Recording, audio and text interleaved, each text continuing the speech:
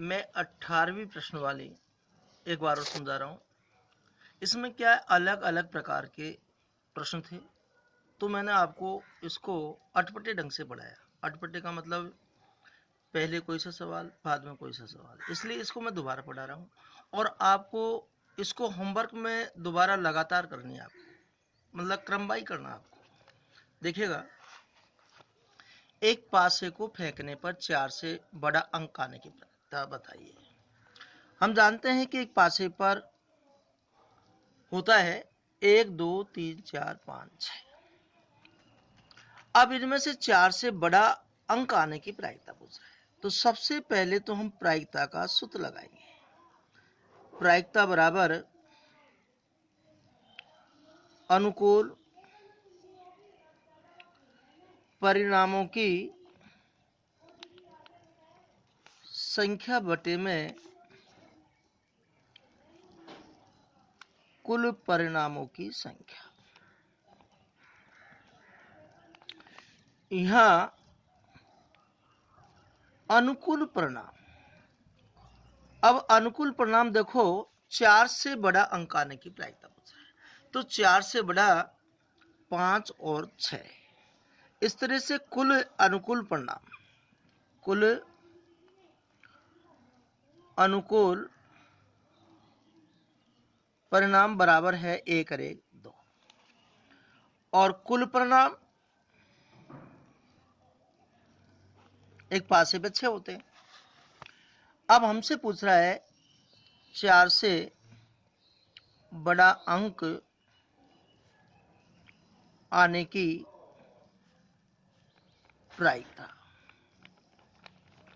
तो देखो, 4 से बड़े अंक 2 है, तो 2 बटे में 6, 2 से काटा, 2 एकम 2, 3 दूनी 6, ये हमारा आंसर है। अब दूसरे नंबर का प्रश्न, एक सिक्के को 2 बार उछाला जाता है, तो दोनों बार चित्त आने की प्रायिकता बताइए। तो हम जानते हैं कि एक सिक्के पे टोटल परिणाम 2 होते हैं, उसको 2 बार उछालते हैं तो टोटल परिणाम पे 2 घात लगाते हैं। 2 को 2 बार गुणा करेंगे तो 2 गुणा 2 बराबर 4 आएंगे, तो कुल परिणाम 4 आएंगे। तो उसमें पहली बार भी हेड और दूसरी बार भी हेड। हेड का मतलब चिट, पहली बार भी पट्टा आ सकता है तो दूसरी बार भी पट्टा आ सकता है।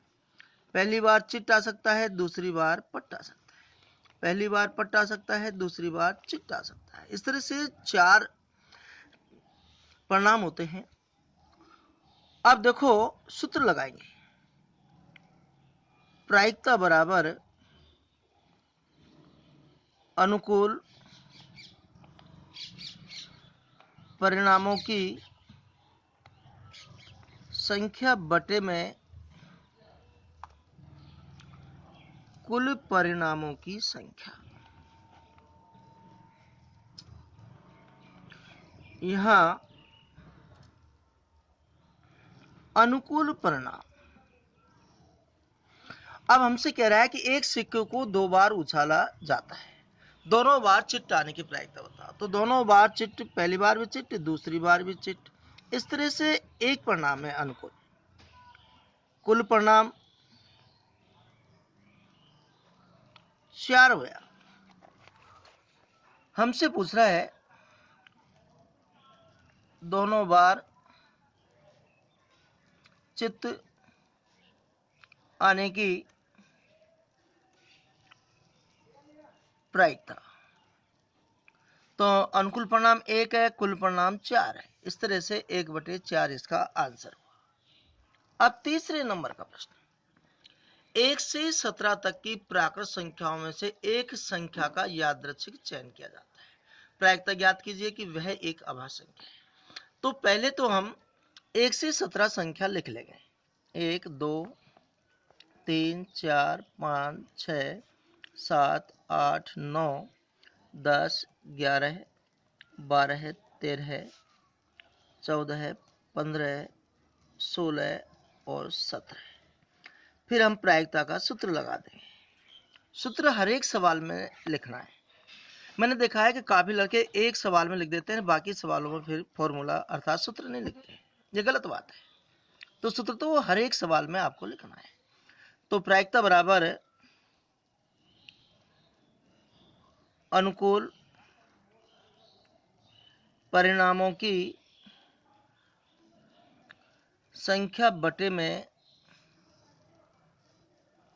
कुल परिणामों की संख्या।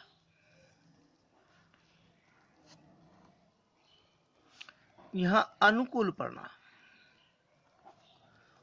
हमसे पूछ रहा है कि 1 से 17 तक की प्राकृत संख्याओं में से एक संख्या का यादृच्छिक चयन किया जाता है। प्राय तक याद कीजिए कि वह एक अभाज्य संख्या हो। तो देखो अभाज्य संख्या कौन कौन सी, इनमें से देखेंगे 1 से 17 तक में 2 है, 3 है, 5 है, 7 है, 11 है, 13 है और 17 है। इस तरह से कुल अनुकूल परिणाम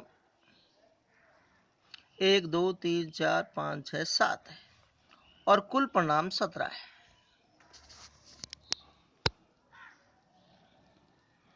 अभाज्य संख्या आने की प्रायिकता पूछ रहा है।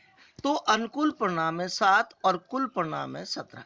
ये हमारा आंसर है।